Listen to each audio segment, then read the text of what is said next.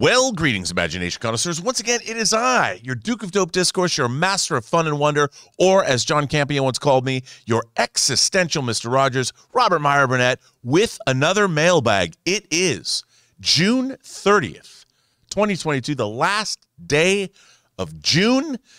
Stranger Things 4 Part 2 drops tonight at midnight. It's an exciting day. The Boys Episode 7 drops. My God, lots of good stuff. But you know what's even better?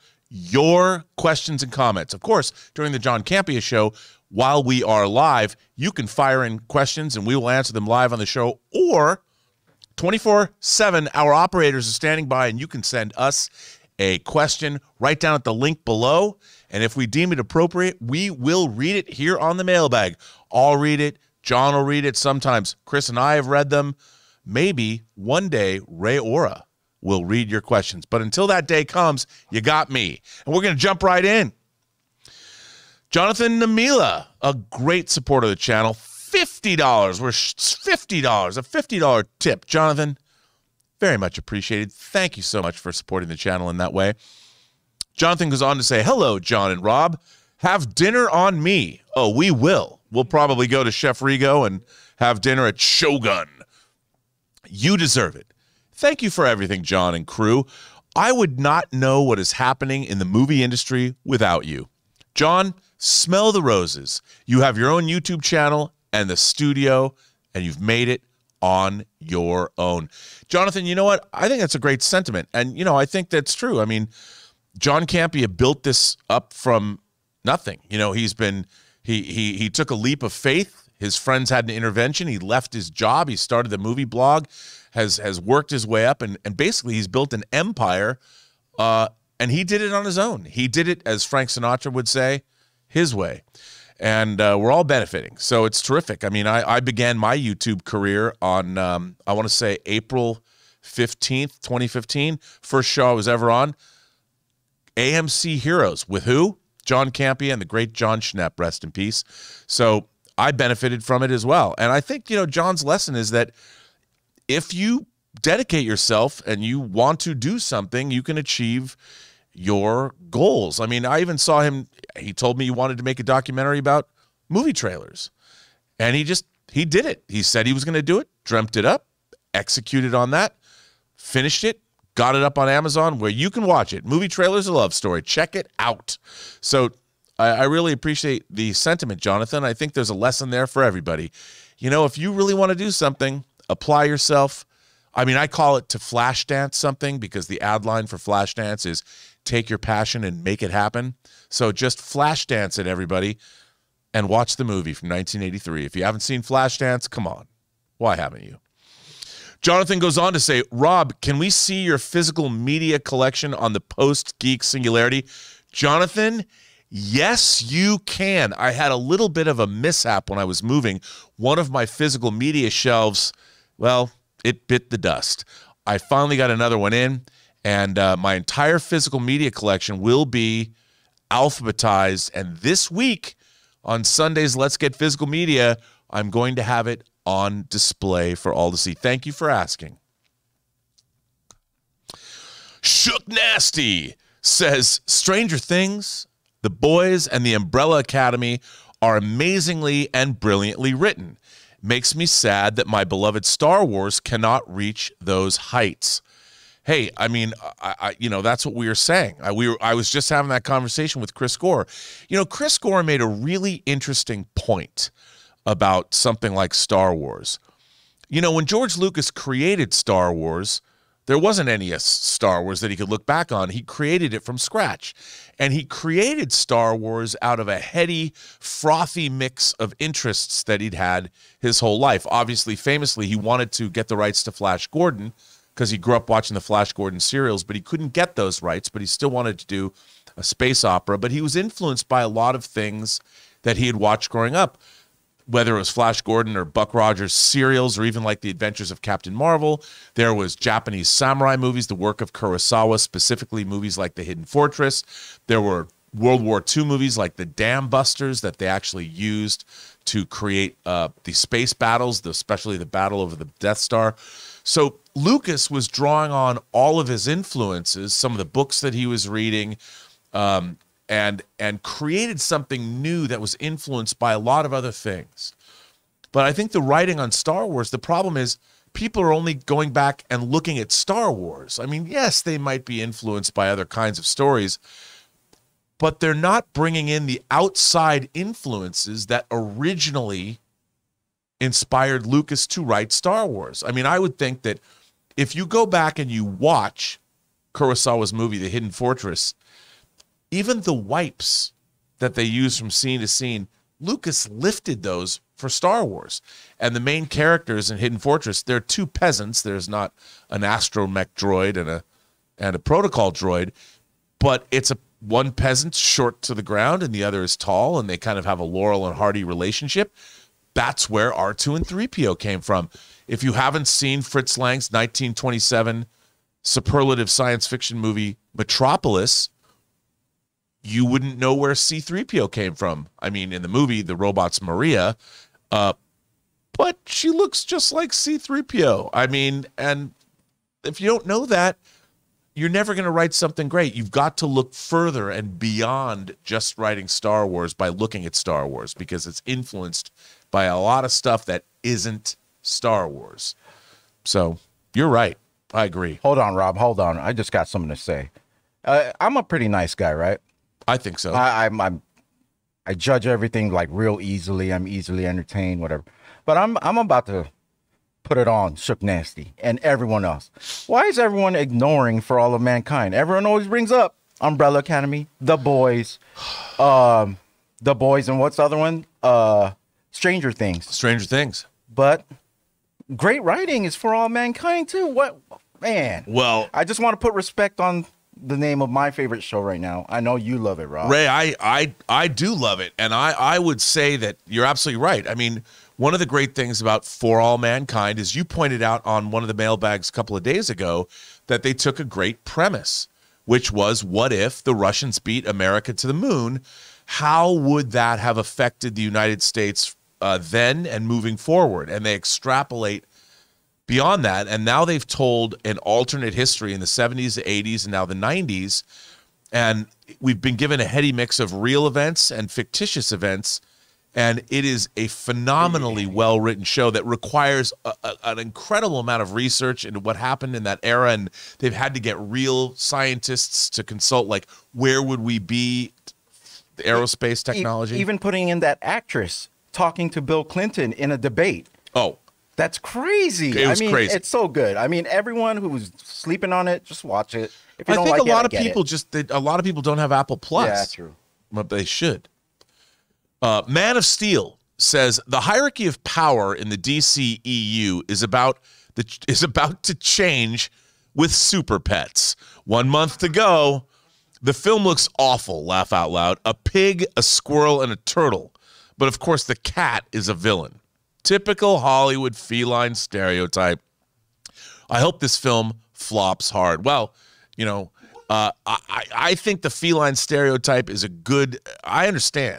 I mean, I don't understand. Why is it that cats are always the villains in these things? I understand, like, even in one of my favorite animated movies, Lady and the Tramp, the Siamese cats are the villains. Why? I think you're right, but I don't know if Super Pets is really going to change the hierarchy of DC heroes.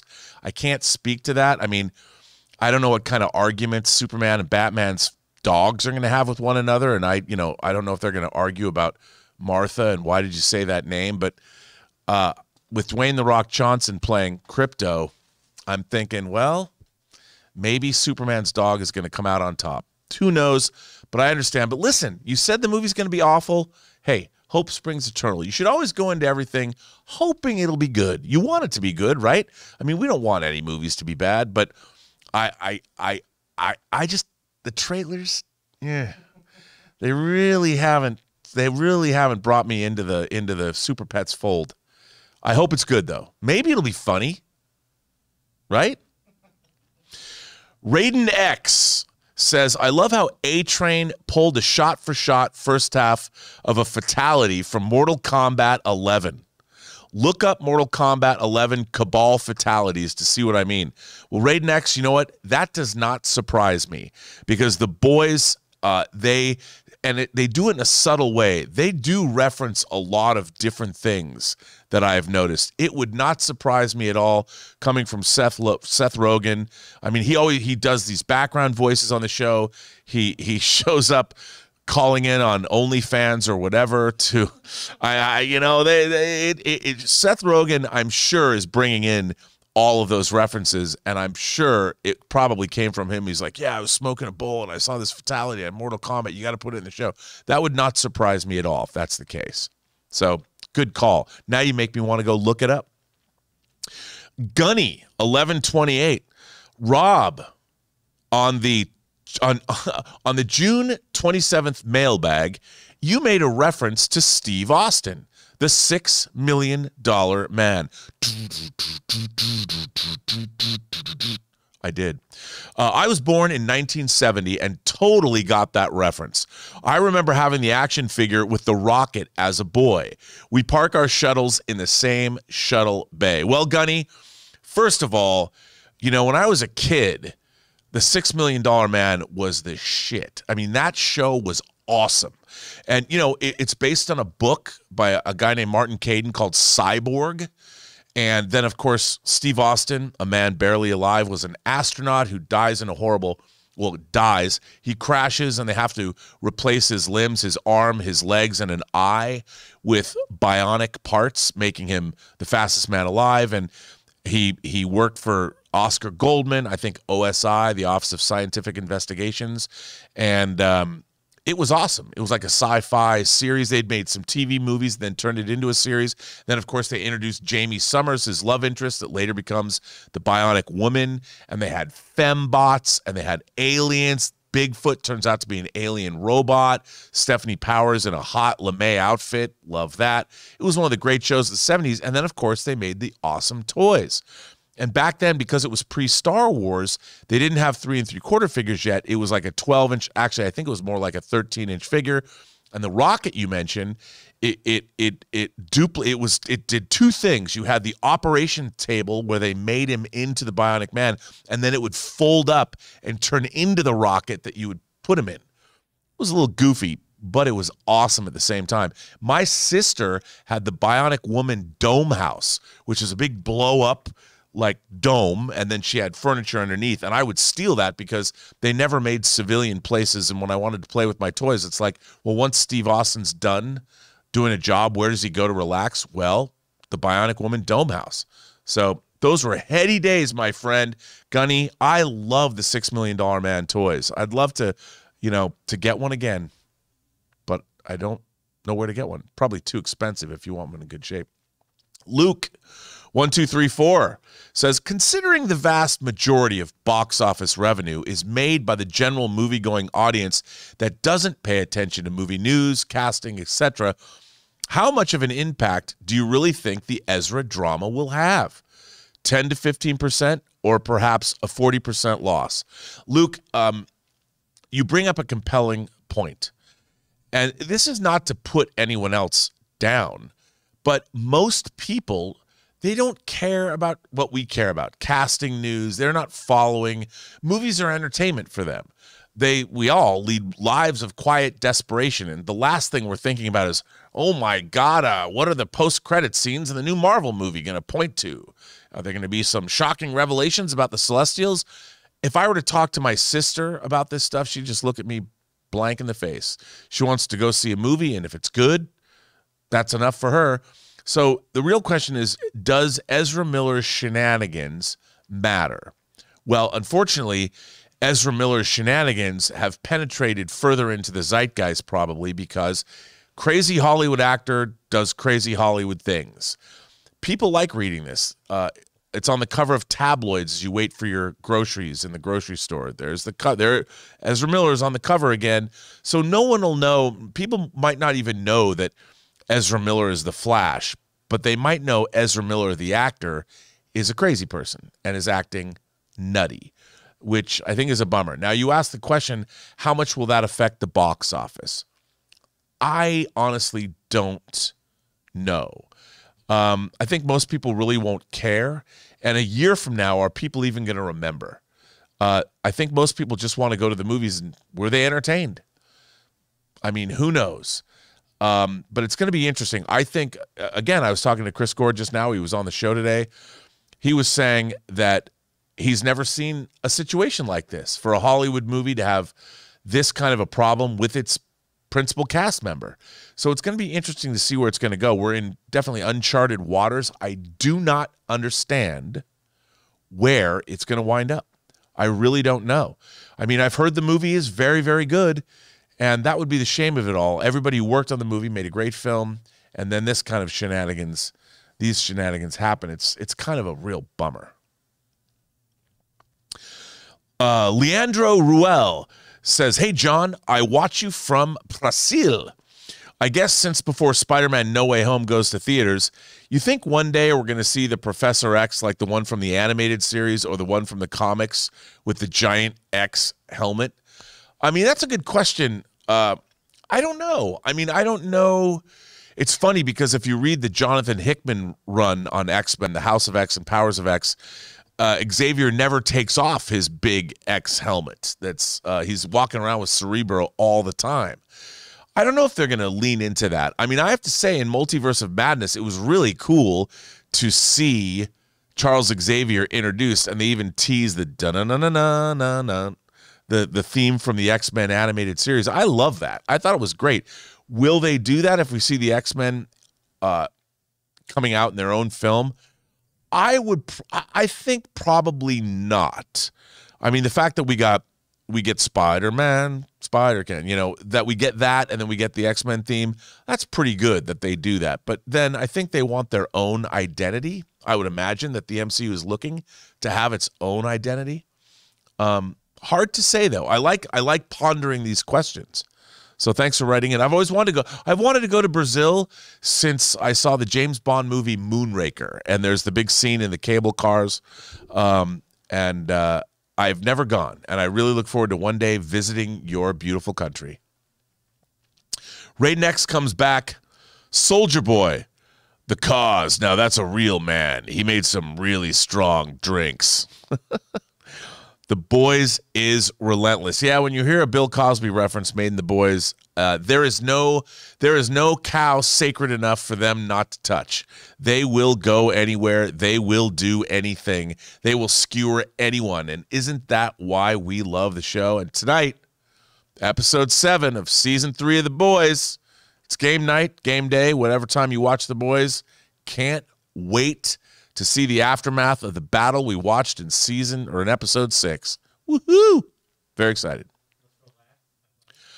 And today's episode of the John Campea Mailbag is brought to you by our friends at Athletic Greens. Hey guys, we want to take a second to thank the sponsor of this video, Athletic Greens. Now, when you get really busy, and you guys know that Ann and I are really busy, one of the first things you sacrifice is eating healthy. And I simply have never eaten enough vegetables in my diet, I admit it. So for a long time, I've been looking for a really good all-in-one supplement that helps me get those nutrients and vitamins that my body needs. And thank goodness I found Athletic Greens AG1. So what is Athletic Greens AG1? Well, with one delicious scoop of AG1, you're absorbing 75 high-quality vitamins, minerals, whole food source superfoods, and probiotics to help you start your day right. And for me and Ann, it's easy. We get up in the morning, we pour a big glass of water and add 1 scoop of AG1. So many people today are taking some kind of multivitamin, and it's important to choose one with high quality ingredients that your body will actually absorb. And it's cheaper than getting all those different supplements yourself. And on top of giving you all those vitamins and nutrients, it also supports better sleep and quality of recovery and supports mental clarity and alertness. Right now, it's time to reclaim your health and arm your immune system with convenient daily nutrition. It's just 1 scoop in a cup of water every day. That's it.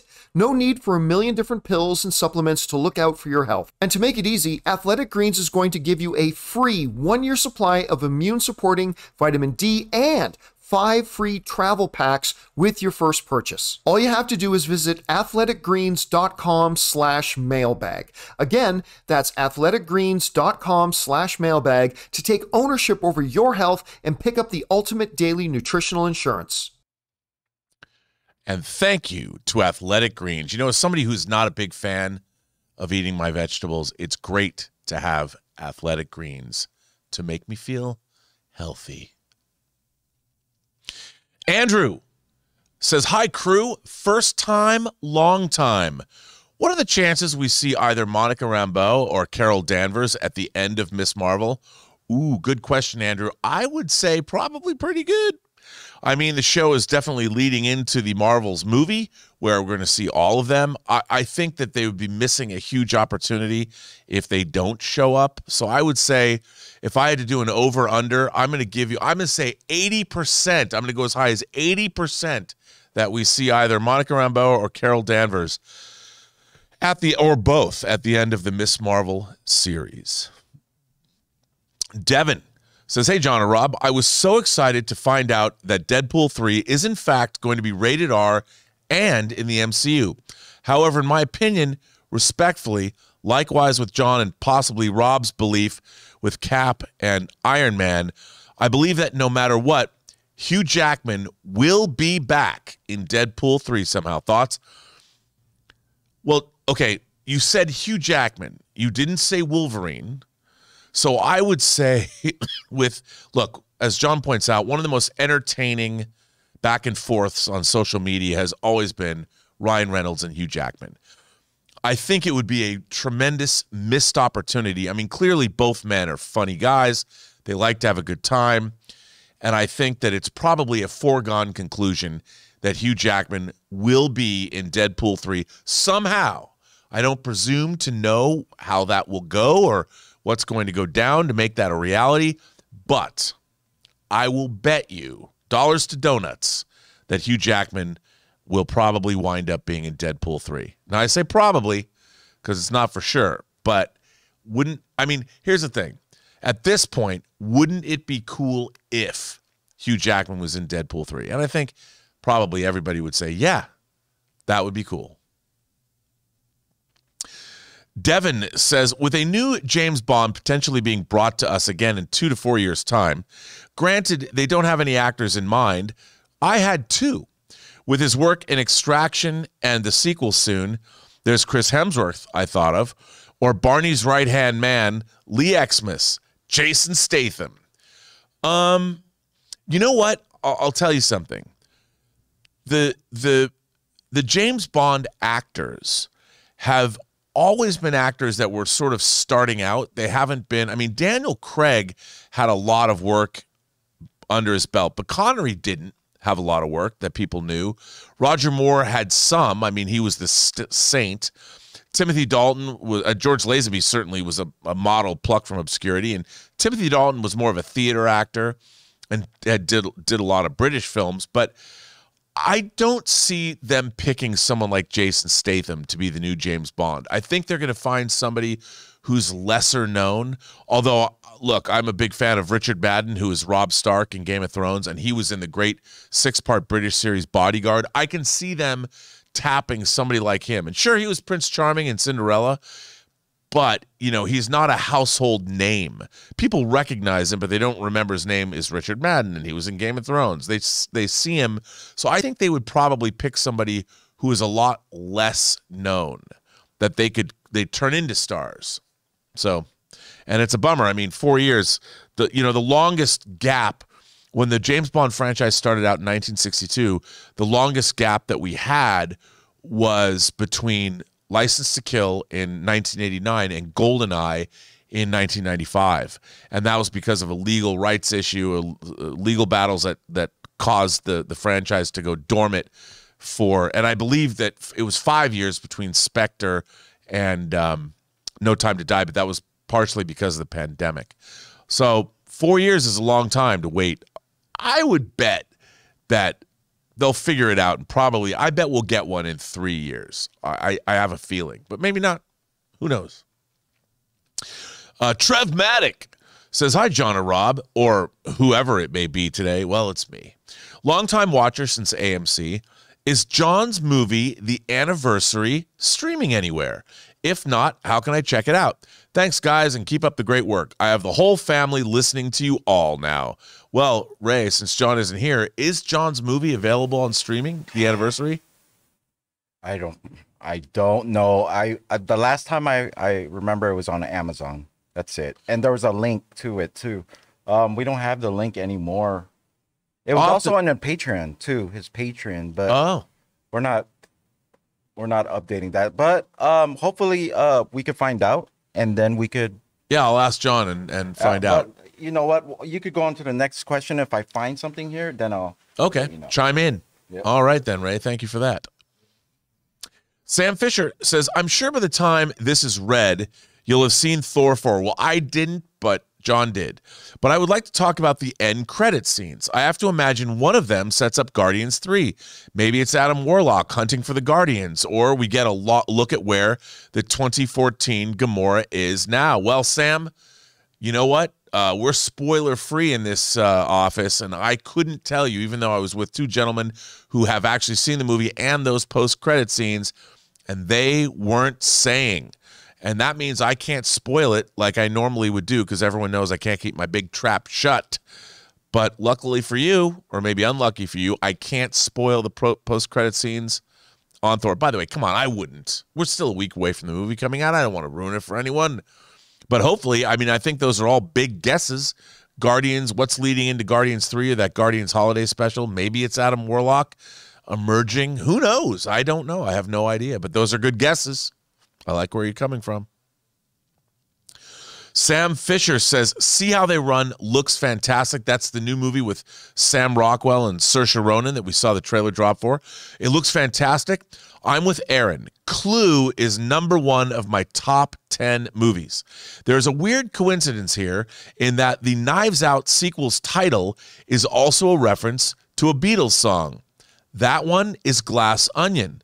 See How They Run, that title is a reference to Lady Madonna. See how they run. You're right. I never thought about that. What an interesting coincidence. I like that you pointed that out. And I'm sorry if I just broke your speakers or headphones by singing. I'll try not to do that again this mailbag. But you never know. If you make me sing, I'll sing. Give me a song. I'll karaoke that mug. RRR. I don't even know what karaoke that mug means. But I said it. Hey, Rob and John, I tried watching RRR and couldn't get past the first 35 minutes. I didn't realize it was dubbed in Hindi and subtitled. With my dyslexia, it was hard to pay attention. I understood the story but couldn't watch the whole movie. I wish it was English. Well, RRR, I can understand that. I mean, the movie is from Tollywood, and it wasn't made in English. I mean, maybe they'll dub it into English, or maybe they were contractually obligated not to. I don't know. But I'm sorry, I totally understand. I've heard a lot from people who are dyslexic. It's really hard to read subtitles, and I'm sorry to hear that. Maybe, normally they do dub things into English. I'm surprised it's not. I didn't even look into that. I don't watch movies dubbed ever except one. The only movie actually, that's not true, two. There are two movies I will watch dubbed in English, but only two. One is the animated film Fantastic Planet, and the other is the cut down of the Lone Wolf and Cub movies into 1980s masterpiece Shogun Assassin. You have to watch. I mean, I have the original movies on disc, but Shogun Assassin, if you've never seen Shogun Assassin, let me just tell you, 1980s greatest film. Take The Empire Strikes Back. Shogun Assassin. Empire Strikes Back has nothing on Shogun Assassin. I'm telling you. If you've never seen Shogun Assassin, do yourself a favor and watch it. It is the greatest dubbed performance ever by a child actor. Chloe Fanning says, do we as the audience always need tentpole TV shows? Personally, I could watch a Star Wars TV show that was based purely on thought. Give me a good character-driven story, and you could do good stories without big effects, but big on the imagination of a story. Chloe, I'm with you. I mean, to go to another franchise, there's an episode of Star Trek Deep Space Nine called Duet that deals with a war criminal, or maybe he's not, and most of the episode takes place in one room. And it's some very compelling Star Trek. I could see a Star Wars show doing something similar, but, it's what people expect. I mean, Star Wars, you got to have well, stars and wars. And I think people expect certain things like Jedis and lightsabers and droids and rogue scoundrels and all kinds of people like that. So you've got to kind of give them what they want. But like you, I mean, I just want a great story well told. It does not matter to me if there's battles or whatever. A great story can be a small, intimate story, or it can be a story that's told on a much larger canvas. But I totally agree with you 100%. It's all about imagination and execution. Chloe Fanning goes on to say, enough with this Bond being down and depressed. We need the spy put back in Bond. We need a flamboyant Bond, one that will even make you sweat, Rob. Shaken, not stirred, all the classic spy gear, some action, all spy, all Bond. James Bond. Listen, let me tell you something, Chloe. You're preaching to the choir, okay? I mean, I 100% agree with you. I think one of the problems with the Bond franchise is Casino Royale, which is a phenomenal film, starts out, and Bond is ruthless. He's having a good time being Bond. He's like a dog with a bone. He won't give up until he solves the problem. And then we basically got, in the wake of Vesper's death, we got 4 other Bond films where Bond is incredibly dour. The whole thing about James Bond is he's an escapist character. And I understand they brought him down to earth and they made him more realistic. And in the wake of the Bourne movies, I get where they were going. But you know what they took away after Casino Royale? Bond wasn't fun anymore. I miss the Bond that could go in and he could tell you exactly what kind of fish you have in your aquarium, like he did in Spy Who Loved Me. He knew exactly what kind of deadly orchid you have, Orchidea Negro, the black orchid, of course, that they made the poison gas out of for the end of Moonraker that was going to kill the entire human population. He just knew. He knows what temperature to serve Bollinger champagne at to make it taste the best. He can take a woman's bikini top off with one hand, wrap it around her neck, and question her, where is Blofeld? It's probably not politically correct, but he did that in the beginning of the 1971 Bond film Diamonds Are Forever after Blofeld killed his wife, Teresa. I'm with you. I want Bond to be the fun Bond. I mean, if you're James Bond, you got to be having a good time. No more dour Bond. I'm with you. I want to see Bond go out on a mission. Give him a mission. I want him to have fun. I'm with you. Kalis Menon says, hey, John and Rob, been a while, but I wanted to thank you for helping me get through my days, especially the hard ones. Just finished my first year of grad school at Georgetown University. I really liked the Avatar 2 trailer. I already have some theories about the movie. I think that Neytiri will die in the movie. Ooh, but I mean, I don't understand why people are more excited about it. For me, aren't more excited about it. For me, it's my #1 anticipated movie this year. I didn't hate Doctor Strange, but I think I'm a bit burnt out on the MCU. Well, Kalias, let me just tell you, first of all, congratulations for being in grad school. And I'm with you. Like, I think one of the most exciting films that we're going to get this year is Avatar 2, The Way of Water. How do you bet against? You can't bet against Jimmy C, the great James Cameron. You just can't. The guy's always pushing technology. And look, I love Avatar, and it might have a classical story structure and be based on certain tropes that we've seen before. But I love the storyline. I think it's very relevant. I think it's even more relevant now than it was back then when it came out 13 years ago. And I think the technology is going to be great. I think we're going to see a really interesting story. I don't know if Neytiri is going to die. I don't necessarily want that, but there is a strong sense of when people die or when animals die or when you hunt animals and you consume them, you give thanks for that. You put them back in the ground and the life cycle continues. I like that about Avatar 2. I think that most people, I think people are going to think about Avatar more. They're going to re-release the original movie in September. I think it might reignite Avatar fever because people have forgotten about their sense of wonder post-pandemic, and I have a good feeling. I think it's going to be great. So I'm with you. Anonymous says, additional part, everything after Endgame in this franchise has been like, oh, okay, cool, and not, oh, that was awesome. Well, okay. Here's the thing. Obviously, the MCU leading up to films 21 and 22, which is Infinity War and Endgame. Infinity War and Endgame are two of my favorite fantasy films ever made. And together, wow. I mean, they're not quite as great as Lord of the Rings, but they're pretty damn great. And there was so much lead up and so much thought. And if they had to zig and zag a little bit, if some things didn't work as well as they'd hoped, they would change it up. And we really had a forward momentum going into Infinity War and Endgame, which are wildly, wildly entertaining. So I know where you're coming from. I know that there's a lot of burnout with the MCU, but I think that the plan has yet to be revealed for what Phase 4 and Phase 5 and whatever phases beyond that are going to be. What do they have in store for us? Even I am like, what does this all mean? Watching the last episode of Ms. Marvel, I'm like, okay, you've now added another supernatural or multidimensional layer to the Marvel universe. How does this all work together? Are the jinns that coexist with us, is their world going to be imposed on ours? Do we have to worry about it? What about the Celestials? What about the Egyptian gods? I mean, we don't know. The Asgardians, we don't know. There's so much going on.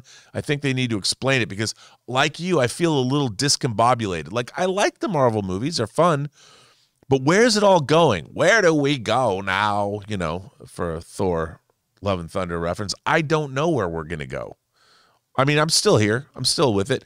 Remember, Thor Love and Thunder is the 29th Marvel movie. Wakanda Forever will be the 30th. 30 movies. There's only 25 official James Bond movies, and that franchise started in 1962. Pretty crazy. Robin, it says, it seems like your prayers back then have been heard and answered, as the season 2 finale of Superman and Lois confirms that the show is not set on Earth Prime of the now dying Arrowverse. What are your thoughts on this retcon despite clear earlier references? Well, I like this retcon a lot, but, you know, alternate worlds can be very, very similar. Now that we have an actual confirmation, I love that because now in my own mind, I don't have to think about it anymore. I'm like, great, it's a different planet. I think that was a real good way to go. And let's thank Marvel's multiverse craziness to set us on this path. I like it a lot. I think it's good. They answered the question and they went with it. Capri Grant, one of two, says it's really exhausting seeing people constantly say Phase 4 has no direction like the other phases. People forget outside of the Fury cameo in Iron Man and the Toby cameo in Hulk, Phase 1 didn't set up the Infinity Saga until Avengers. It was all establishing. Yes, they built up the Avengers, but the Infinity Saga wasn't set up until we knew Thanos was behind Loki. Phase 4 has done more to set up the next saga than Phase 1, but like Phase 1, it is primarily establishing our new characters. Capri Grant, couldn't agree with you more. I mean, people do forget because the Marvel Cinematic Universe was new. But yeah, we are getting, I think, it's like looking at a giant chessboard, and Kevin Feige's been slowly putting all of the different factions on the board, and there's going to be a conflagration of some kind. I don't know what that is. But I think you're absolutely right. I think that there's a lot going on. It's really interesting. I can't wait to see where it all goes. But I do think that because there's so much going on, I think people are a little, where are we? What is going on? We're given so much new information between, what happens when the Celestials come to Earth or crack their way out of the Earth's surface? I mean, are people going to be freaked out about that or what? I think we need to know. I have a lot of questions about the cosmology of the Marvel Universe and where are we at? What's going on? I don't know. We'll see. But I'm there for it. I've been enjoying Phase 4. Why not? Joe Star says, hello, John or Rob or both. Well, it's just me. I am going to see Thor. I'm going to see the Thor GOAT, Greatest of All Thor marathon at Irvine Spectrum Thursday. It will be all 4 movies, and it starts at 6 a.m. and ends at 2 p.m. I can't wait. GOAT stands for the Greatest of All Thor. Well, Joe Star, what a fun afternoon. What a fun way to do it. And you can actually get a good night's sleep before, so you're not, trying to stay awake for that 4th movie. I think it's pretty good. You know, get up, do a little bit of a run, a workout, whatever, drive to the Spectrum, sit down, get your popcorn, and what a way to spend the morning. 4 Thor movies, 8 hours of Thor. And then you get leading up to Love and Thunder. What is not to love? I wish I could go with you, but I have to be on this show. And that brings us to an end of the mailbag for Thursday, June 30th, 2022. I want to thank everybody for generously supporting the channel via your tips. Thanks for asking lots of good questions because they give me something to pontificate about, ruminate on, and talk to you. So, hey, what's not to love about that? I want to thank Jonathan Voico for producing this bag of mail. I want to thank Ray Ora for just being Ray Ora and chiming in when I need him to. So thank you, Ray. Yep. And most of all, I want to thank you, the viewers. My name is, of course, Robert Meyer Burnett. You can find me on Twitter at BurnettRM. Find me on Instagram at RMBurnett, or find me on my own YouTube channel and website, Postgeek Singularity, or postgeeksingularity.com. And remember, as Buckaroo Banzai once said, wherever you go, there you are.